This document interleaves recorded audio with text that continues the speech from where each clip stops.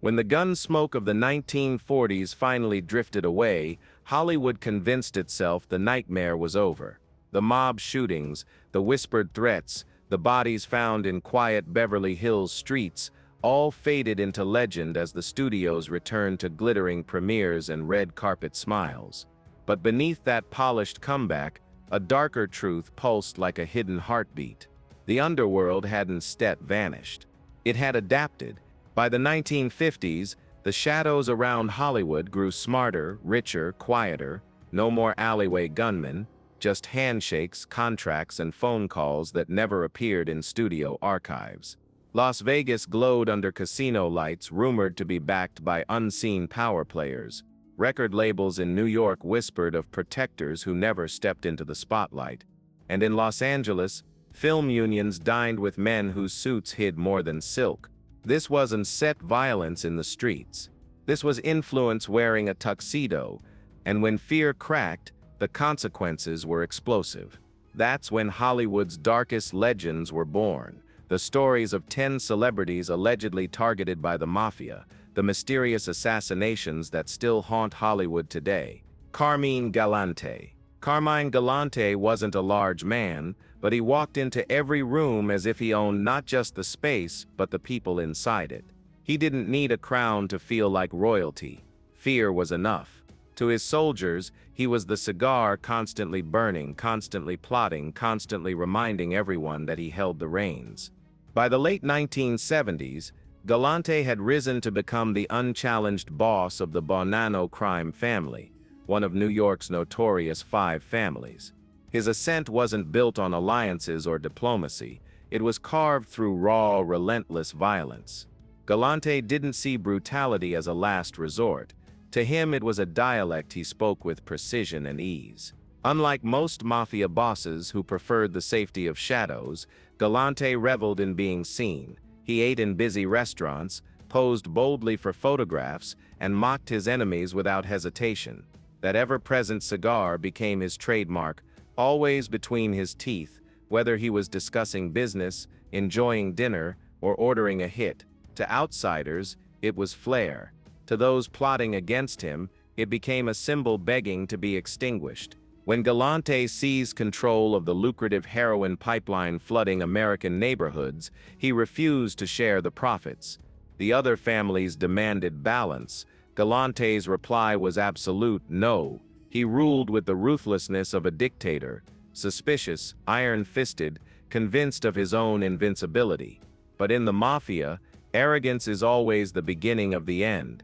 On a warm afternoon in the summer of 1979, Galante sat in the sunlit garden of Joe and Mary's Italian-American restaurant in Brooklyn. It was meant to be a peaceful lunch with 2 supposedly loyal Sicilian guards. He was at ease, grinning, that familiar cigar glowing softly between his teeth. Then came the footsteps. 3 masked gunmen slipped through the back entrance. No warnings, no threats, only the roar of automatic gunfire. In seconds, the patio erupted in smoke and chaos. Galante was riddled with bullets, collapsing backward in his chair. When officers arrived, he lay lifeless on the ground, cigar still clenched between his teeth, extinguished yet iconic. The photograph that followed became legend, the fall of a man who believed his myth too deeply. In the end, the Cigar King wasn't killed by smoke, but by greed. Sammy Davis Jr. Sammy Davis Jr. wasn't simply a performer. He was a phenomenon. Long before America crowned him a legend, he was already a miracle in motion. Born into a vaudeville family, he stepped onto a stage before most children could spell their own names. By the 1950s, he had become one of the most electrifying entertainers in the nation, a man whose voice, charm, and dazzling footwork could brighten even the darkest room. But those bright rooms hid darker forces because the spotlight that adored Sammy also exposed him to the shadow of the mob. Post-war Las Vegas was a neon kingdom built on money, deception, and quiet brutality. Every casino, every contract, every backstage hallway was owned or overseen by organized crime. And for a black entertainer in that era, fame had an unspoken condition: your success rose only as high as the mob allowed. Sammy climbed alongside the Rat Pack: Frank Sinatra, Dean Martin, Peter Lawford, men who defined swagger and sophistication. Together, they filled mob-run casinos with laughter, music, and million-dollar profits. On stage, they looked like gods. Off stage, they were assets. The mob controlled the bookings, the schedules, the hotel suites, even the money that disappeared before it ever reached their pockets. Sammy understood the rules. He had grown up as a survivor, and survivors learned to play whatever game kept them alive. Then came the love affair that nearly destroyed him. In 1957, Sammy Davis Jr. fell deeply in love with Kim Novak, one of Hollywood's most beloved white actresses and the glamorous face of Columbia Pictures. Their relationship was secret, fragile, and in the America of that era, explosively dangerous. When rumors reached Sam Giancana, the powerful Chicago mob boss with heavy influence over the studio, his reaction was immediate and furious. An interracial romance wasn't simply controversial, it threatened reputations, deals, and egos. According to close friends, Giancana sent an unmistakable threat: marry a black woman within days or die. Terrified, Sammy obeyed. A rushed marriage was arranged with Lorraine White, a black dancer he barely knew. The wedding was staged, hollow, and meant only to calm the mob. The marriage dissolved within months, but the emotional damage haunted him for decades. Sammy had seen what happened to men who ignored mob orders, so he kept smiling for cameras, cracking jokes about having friends in low places, and performing as if nothing touched him. Yet behind the charm lived a fear that never fully loosened its grip. As the years passed, Sammy became a global icon. He performed for presidents, kings, and packed theaters around the world. But the mob shadow followed him everywhere. They touched his earnings, his contracts, even some of his debts. He once admitted, "I can make $1 million on stage and still walk out owing someone." When he died in 1990, the world celebrated an American legend, but those closest to him knew the truth. Sammy Davis Jr. lived much of his life in invisible chains. The mob never needed bullets. Fear was enough, silent, steady, and unforgiving. And though fans remember his smile and rhythm, a quieter tragedy lingers between the beats, the rhythm the mob forced him to dance to all along. Jack LaLanne D. Ammond. The 1920s roared with jazz, glitter, and gunfire, a decade where speakeasies pulsed with life and the underworld wrote its own rules. And in that violent symphony, no gangster's name rang louder than Jack LaLanne's Diamond. Dashing, fearless, and infatuated with danger, he lived like a man immune to death. The tabloids nicknamed him the clay pigeon of the underworld, the outlaw who could be shot a dozen times and still refused to die. Diamond's rise began in the dim corners of New York, running errands for bootleggers who barely knew his name. But Jack wasn't built for obscurity. He didn't just commit crimes, he performed them. He strutted through Manhattan in tailored silk suits, charmed actresses in smoke-filled clubs, and won over chorus girls who whispered his pet name, Babyface Jack. Fame intoxicated him more than money. In a world where mobsters hid in the shadows, Diamond wanted the spotlight. Prohibition turned the alcohol trade into a gold mine, and Jack seized it with both hands. Almost overnight, he transformed into a millionaire, carving an empire that stretched from Manhattan to Philadelphia. But even wealth couldn't satisfy the man who craved applause. He wanted to be the nation's first celebrity criminal, a gangster who lived as if Hollywood were scripting his days. He attended Broadway premieres, toasted with producers, and granted interviews where he laughed about surviving bullets. And somehow he did survive them. He was shot in doorways, cornered in hotels, riddled with lead more times than doctors believed possible, yet he kept returning to the public eye, grinning like a man blessed by fate. To the newspapers, he was mythic. To the mob, he was a problem, a spotlight-hungry liability drawing police attention to everyone around him. As Jack's fame ballooned, so did the list of people who wanted him erased: detectives, rival bootleggers, Even former partners whispered that Diamond's luck would eventually run dry. But Jack dismissed the warnings, convinced his legend made him untouchable. On December 18, 1931, that illusion shattered. Hours after beating yet another criminal charge, Diamond slipped back into his Albany apartment. He poured a drink, kicked off his shoes, and allowed himself a rare moment of ease. It was the final calm of his life. A car rolled up. 3 men entered the building, moved silently up the stairs, opened his door, and fired. Jack never rose to defend himself. 3 bullets to the head ended the myth instantly. His killers vanished, leaving his body sprawled on the bed, a cigarette still burning beside him. The next morning, Set's headline blared, "The man who couldn't set be killed." Killed. Hollywood couldn't resist it. The charm, the arrogance, the inevitable downfall, the blueprint for every cinematic anti-hero to come. Jack Legg's Diamond's life wasn't just a tale of bullets and bootlegging. It was a lesson in ego, the belief that fame could outwit fate, and in the end, the man who lived for headlines got one last one, written in blood. Mickey Cohen. Mickey Cohen wasn't just a gangster, he was a spectacle. Few criminals in American history ever craved attention the way he did. While most mobsters hid in back rooms and whispered their orders, Cohen strutted through Los Angeles like a man born for center stage.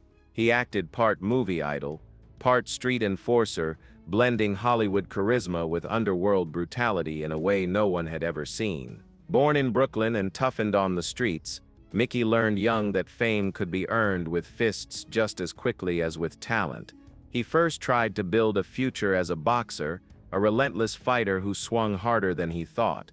But when the ring failed to satisfy his appetite for money and thrill, organized crime opened its door. Cohen walked straight in. By the 1940s, Los Angeles was entering its golden age, a paradise of lights, stars, and secrets. And Mickey Cohen became its dark pulse. When Bugsy Siegel arrived to oversee the West Coast operations, Cohen quickly rose to become his right-hand man, the muscle behind the empire. He collected debts, enforced silence, and made sure every dollar reached the right pockets. But when Siegel was assassinated in 1947, Cohen didn't retreat in fear. He stepped into the vacuum. Taking control of the region's rackets, he opened nightclubs that glittered with fame. Stars like Frank Sinatra, Judy Garland, and Humphrey Bogart drifted through his velvet-roped entrances. Reporters followed him everywhere, scribbling down every quote he tossed their way. Mickey basked in the chaos. He wore custom suits, leaned against polished Cadillacs, and joked casually about corruption. He'd often boast, "I've got more police on my side than most cities do." Hollywood couldn't resist him. He was a live-action gangster movie, charming, dangerous, unpredictable. But behind the charisma, Cohen remained brutally efficient. His empire depended on fear. He ran illegal gambling rings, extorted businesses across town, and pushed drugs through glamorous Hollywood neighborhoods. Anyone who crossed him learned quickly that Los Angeles's favorite gangster didn't believe in second chances. Still, Cohen mastered the art of pretending to be legitimate. He donated to charities, smiled for magazine photographers, and told nostalgic stories about his past. In a city built on illusion, he became one of its most convincing performers. Then the curtain slowly began to fall. By the early 1960s, the FBI and IRS decided they had seen enough. Investigators closed in, determined to strip away the myth. Charges for tax evasion, racketeering, and other crimes soon followed. Cohen was convicted and sent to federal prison, including a notorious stretch in Alcatraz. Even behind bars, he protected his legend. He claimed inmates treated him like royalty, asking him for autographs and stories about Bugsy Siegel and the Hollywood elite. He bragged that no one dared touch Mickey Cohen, not even in prison. When he was eventually released in the 1970s, Mickey was older, weaker, but still hungry for attention. He appeared on talk shows, wrote a memoir, and insisted he had never truly been a gangster, just a misunderstood businessman. Then came his final act. In 1976, he was diagnosed with stomach cancer. Some said it was natural. Others whispered that enemies had poisoned him years earlier during his prison stay. He died quietly, far from the nightclubs and flashbulbs he once ruled. Los Angeles barely noticed, but those who remembered understood the truth. Mickey Cohen didn't just commit crimes, he sold them. He turned violence into performance and himself into a star. And when he was gone, the city didn't lose a criminal. It lost one of its greatest actors. Frank "Lefty" Rosenthal. Before Martin Scorsese ever filmed a frame of Casino, Frank "Lefty" Rosenthal had already lived the story Hollywood would later immortalize. He was the mastermind behind the mob's golden age in Las Vegas, a man whose brilliance made him as dangerous as any hitman. Rosenthal wasn't a street bruiser. He was a strategist, a thinker who understood that numbers could become weapons and that discipline could build empires. Starting out as a bookmaker in Chicago, he ran illegal gambling operations with such precision that the Chicago outfit quickly noticed. To them, Rosenthal wasn't merely talented. He represented an entirely new model of criminal efficiency. In the 1960s and 70s, the outfit dispatched him to a young neon-drenched Las Vegas, a city still deciding what it wanted to become. His assignment was clear: run the Stardust, the Fremont, and the Hacienda casinos, ensure profits soared, and keep the bosses supplied with steady, untraceable cash. Lefty excelled instantly. He understood the science of odds, the psychology of gamblers, and the choreography required to keep casinos operating flawlessly. His floors ran like finely tuned machines, elegant, efficient, and immensely profitable. Tourists saw a visionary businessman. The mob saw an indispensable ally. Federal investigators saw a ghost they struggled to corner. But Rosenthal's greatest flaw was his craving for attention. Instead of remaining invisible, he drifted toward the spotlight, eventually launching the Frank Rosenthal Show, a glitzy talk program featuring celebrities, showgirls, and Las Vegas elites. Under television lights, he looked more like a Hollywood producer than a mob associate. With every episode, his fame grew, and so did resentment within the outfit. Chicago bosses loathed exposure, and Rosenthal was suddenly everywhere, smiling on camera, shaking hands with stars, and becoming a recognizable public figure. The FBI intensified surveillance. Rivals whispered that Lefty had become too bold, too visible, too powerful. Then came the night that transformed his life into legend. On October 4, 1982, Rosenthal stepped out of Tony Roma's restaurant in Las Vegas and climbed into his Cadillac. When he turned the key, a bomb hidden beneath the car exploded with staggering force, tearing through steel and glass. Miraculously, a reinforced metal plate under the driver's seat absorbed the blast, saving his life. He emerged from the burning wreckage dazed, bloodied, and stunned, but alive. The attack made headlines instantly. Someone had tried to erase him permanently, and despite the assassination attempt, Rosenthal refused to cooperate with investigators. Shortly afterward, he left Las Vegas for good. Hollywood, however, never let him go. His story became the backbone of Scorsese's 1995 film Casino, with Robert De Niro portraying the meticulous, calculating Ace Rothstein, a character shaped directly by Rosenthal's real life. Yet the movie only hinted at the truth. Lefty's survival wasn't just about intelligence or loyalty, it was about navigating a treacherous world where alliances shifted constantly and the wrong decision could mean death. Rosenthal's true genius lay in his ability to adapt, anticipate threats, and understand that in the mob's empire, the smartest man often outlived the strongest. For the rest of his life, Rosenthal lived quietly in Florida, still cautious, still observant, still calculating every move. He outlasted nearly all the men who had once wanted him dead, but silence did not free him from the weight of the past. The ghosts of Las Vegas, rigged games, hidden ledgers, informants, betrayals, and the explosion meant to kill him, followed him until the end. When he died in 2008 of a heart attack, Some saw it as bitter irony. After surviving bombs and mob vendettas, it was his own heart that finally stopped. Frank Rosenthal didn't just inspire Casino, he lived it. Benjamin "Dopey" Benny Fine. Long before Bugsy Siegel dreamed of casino palaces, long before Mickey Cohen posed for newspaper cameras, there was Benjamin "Dopey" Benny Fine, the man who proved that Hollywood didn't invent corruption, it simply refined the system he created. At the turn of the 20th century, New York City was a storm of steel, smoke, and ambition. Broadway's lights were rising, vaudeville boomed across crowded theaters, and behind every curtain was a secret deal waiting to be struck. It was here, in this world of applause and desperation, that Benny Fine discovered his empire, not on the stage, but behind it. Fine wasn't a Hollywood-style mobster. He was the original template. He understood one rule that would shape entertainment for the next 100 years: control the labor, and you control the industry.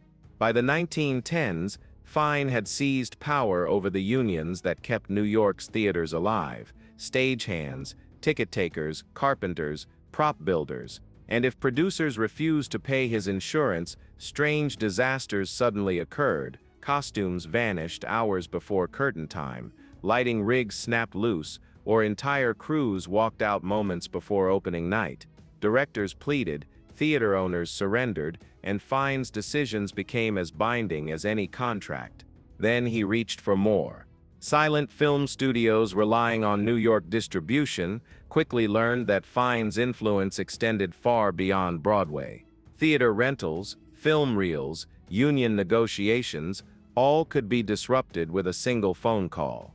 Organized crime found its first foothold in American entertainment through him. Long before Los Angeles became the center of film, Benny Fine already dictated how business was done. Hollywood executives 3,000 miles away knew his name long before they knew their stars. To operate in New York, they understood they were stepping into Fine's territory. He controlled negotiations, threatened strikes, and kept peace only when it served him. Every handshake came with tension beneath the surface. But power attracts enemies, and power kept too long becomes a target. By the 1930s, the new generation of mobsters, Luciano, Lansky, Siegel, saw Fine as outdated. He had built the foundation they now claimed, yet they no longer needed the builder. His allies evaporated as rival factions carved apart his influence. The man who once commanded unions with a word now walked streets lined with whispers. Then came the night the whispers turned violent. As Fine walked home through dim Manhattan streets, gunshots split the silence. Bullets ripped into his coat, dropping him onto the cold pavement. He survived, barely, but the mob never allows loose ends. Months later, he disappeared without explanation. Some insisted he fled. Others believed he was quietly eliminated.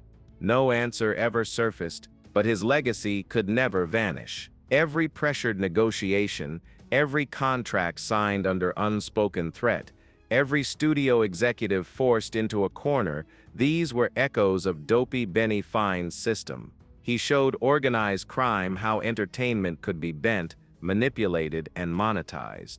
Before Hollywood glamorized corruption, Broadway feared it. And at its center stood Benjamin "Dopey" Benny Fine, the first man to prove that in show business, the real drama happens off stage. D.U.T. cheese sells.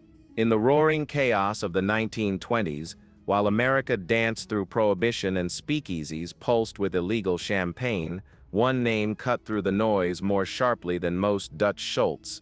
He didn't possess Luciano's composure or Bugsy Siegel's charm. Schultz was something far more volatile, a force of nature driven by ambition, violence, and a deepening paranoia that shadowed every step he took. With quick, calculating eyes and a temper known across New York's underworld, Schultz built one of the era's most profitable bootlegging machines. But wealth alone didn't satisfy him.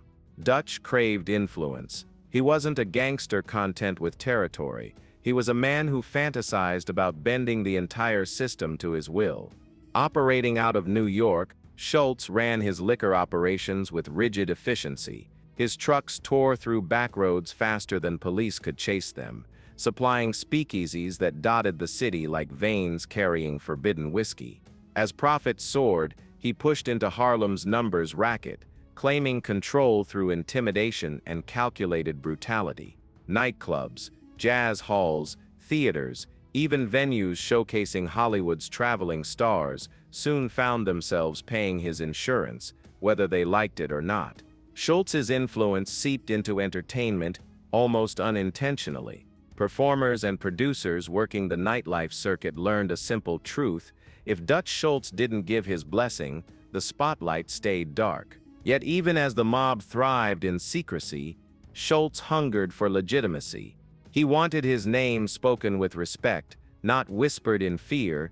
That desire for recognition, for something resembling public validation, would ultimately destroy him. The federal government had been tracking him relentlessly.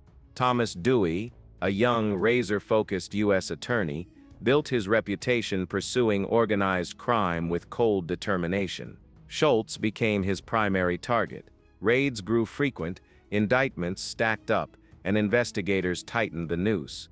Under mounting pressure, Schultz's paranoia spiraled. He lashed out unpredictably, frightening even his most loyal men. Then Schultz made the fatal announcement that sealed his fate. He intended to assassinate Dewey.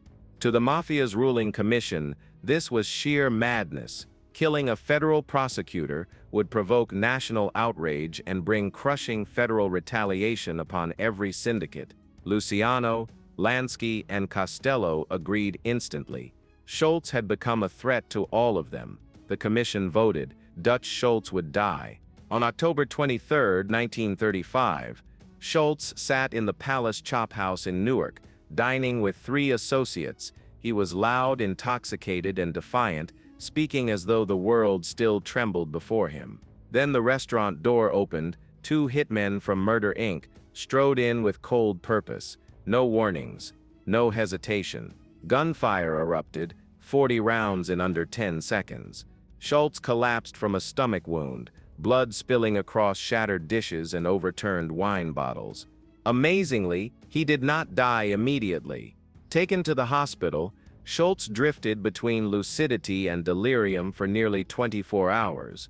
Detectives surrounded his bed, scribbling down every incoherent phrase as he muttered strange images, scattered names, and surreal fragments of thought.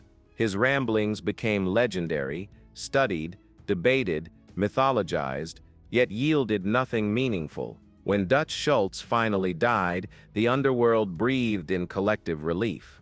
The crisis was over. But Hollywood saw something else, a cautionary tale about the fragility of power. One moment, a man could control nightclubs, influence stars, and dominate entire neighborhoods. The next, he could be erased like an unwanted line from a script. Dutch Schultz wanted to rewrite the rules. Instead, he proved the oldest one: no gangster rewrites the mafia. Charles Lucky Luciano. If organized crime ever had an architect, it was Charles Lucky Luciano. Before his rise, the American underworld was nothing but chaos. Petty turf fights, bitter vendettas, and gangs chasing quick money with no long-term vision. After him, it became something else entirely: a corporation of crime, structured, unified, and frighteningly efficient. Luciano didn't simply survive the mob, he redesigned it. Born in Sicily in 1897, he arrived in America with nothing but ambition and an instinct for reading people. He understood their desires, their fears, and most importantly, their price. By his mid-20s, he was already navigating New York's dark corridors beside future giants like Meyer Lansky, Bugsy Siegel, and Frank Costello. What separated Lucky from the men around him was not brutality, it was imagination. While others fought over scraps of territory, Luciano envisioned a criminal syndicate run like a boardroom. He dismantled the old Sicilian hierarchy and replaced it with the Commission, a governing council of bosses whose purpose was simple: end needless bloodshed and multiply profits.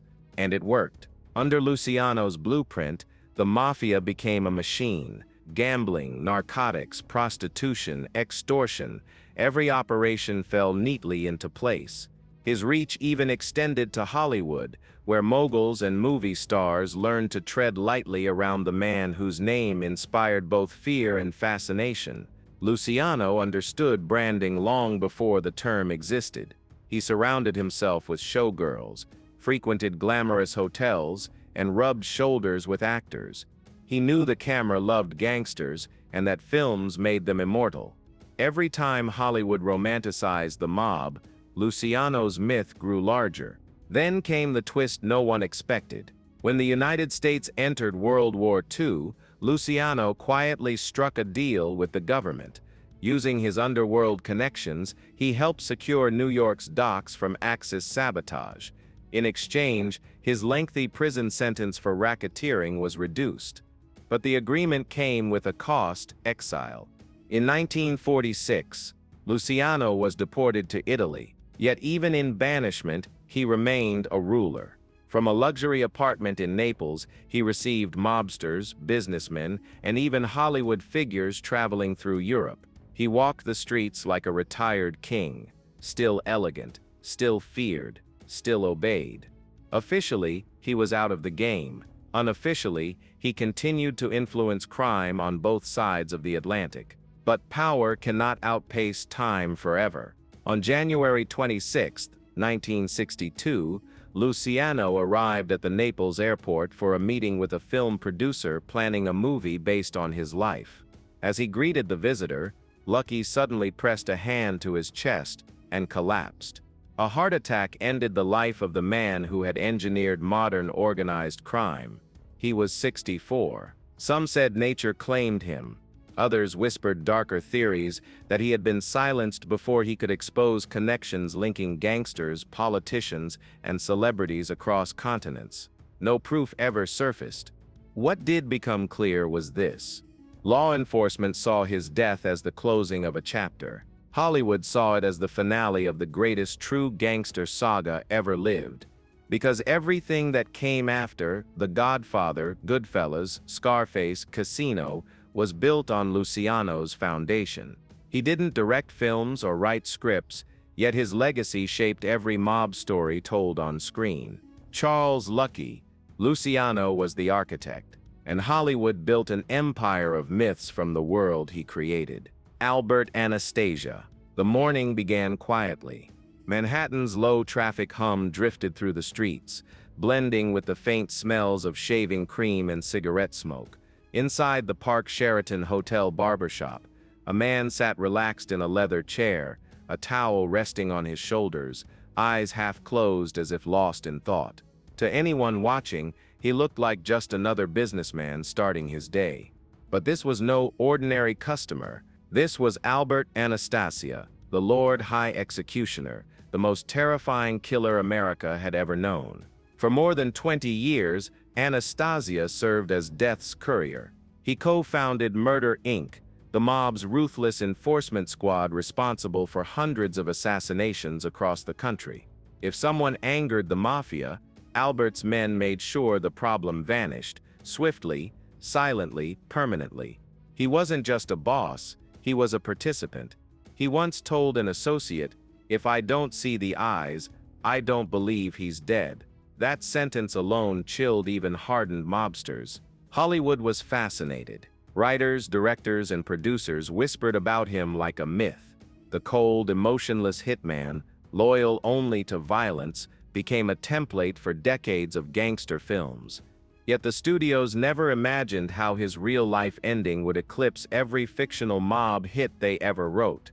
By the mid-1950s, Anastasia controlled the Gambino family with brutal authority. But leadership bred paranoia, and paranoia bred enemies. His explosive temper and willingness to override the commission made powerful men uneasy. When he began taking profits that didn't belong to him, the bosses reached a unanimous conclusion: the executioner himself needed to be executed. October 25, 1957. Anastasia walked into the Park Sheraton for his usual morning shave. Routine calmed him. Routine made him feel untouchable. Routine was the trap. As the barber leaned in to lather his face, two masked killers burst through the door. They didn't speak. They simply raised their guns and opened fire. Bullets tore through mirrors, ricocheted off metal, and sent shards flying across the room. Startled and disoriented, Anastasia attempted to stand. Seeing movement in the mirror, he lunged toward his own reflection, striking at it as though it were the attackers, then collapsed, bleeding across the tiled floor. The entire hit lasted less than 10 seconds. When police arrived, the scene looked like something pulled from a crime thriller. A shattered mirror, a buzzing razor left on the counter, and Anastasia's body slumped over the barber chair. The photograph of his corpse dominated front pages nationwide. Hollywood didn't hesitate. Within years, the barbershop execution became one of cinema's most iconic mob visuals, recreated in The Godfather, Goodfellas, Casino, and countless others. But the reality was far colder than Hollywood's versions. Anastasia's death wasn't about betrayal or heartbreak. It was about order. The mafia never allows a legend to become bigger than the organization, and so the master assassin died while performing an act of trust, allowing another man to hold a blade near his throat. In a grim way, it was poetic, the executioner undone by routine, the killer killed while defenseless, the man who lived by death finally overtaken by it. And for Hollywood, it was yet another reminder: reality doesn't wait for a script. It writes its endings in blood. Joe Colombo. By the early 1970s, the mafia's golden age was crumbling. Longtime bosses were dead, locked away, or disappearing into the shadows. Federal agents were finally closing the gap, and Hollywood, through films like The Godfather, Mean Streets, and The French Connection, had begun exposing a world America once preferred to ignore. The storm was breaking, and standing defiantly at its center was Joe Colombo. Unlike the careful dons who came before him, Colombo sought attention. He didn't want to rule from dimly lit back rooms. He wanted microphones, crowds, flashbulbs. As head of the Colombo crime family, he wielded power with unusual charisma. But his true genius lay in disguising influence as innocence. In 1970, he launched the Italian-American Civil Rights League, claiming its mission was to protect Italians from unfair media portrayals. On the surface, it was a noble crusade: speeches about dignity, rallies against bigotry, calls for respect. But beneath the polished message, Colombo was rewriting the rules of mob strategy. The League became his stage, and he played the hero flawlessly. Thousands gathered to hear him speak. Politicians shook his hand. Celebrities posed beside him. Reporters, intimidated or charmed, treated him like a reformer instead of a crime boss. Then came his boldest move. When The Godfather entered production, Colombo loudly condemned the film, arguing it smeared Italian culture. He demanded changes. He threatened to shut down filming. Hollywood braced for a fight and then backed down. Paramount executives quietly negotiated with Colombo's representatives. Not long after, nearly every mention of the word mafia vanished from the script. For a brief, astonishing moment, Joe Colombo had done something no mobster had ever accomplished. He bent Hollywood to his will. But the higher a man rises, the thinner the air becomes. Colombo had violated the mafia sepsoldis commandment: stay invisible. The attention he craved was the attention that doomed him. On June 28, 1971, at a massive rally for the Civil Rights League in Columbus Circle, Colombo stepped before a roaring crowd. Flags waved, families cheered, cameras captured every second. It was supposed to be his triumph, proof that he had tamed public opinion. Then a man surged forward. He was black, wearing press credentials, carrying what looked like a camera. In one swift motion, he raised it, aimed at Colombo, and pulled the trigger.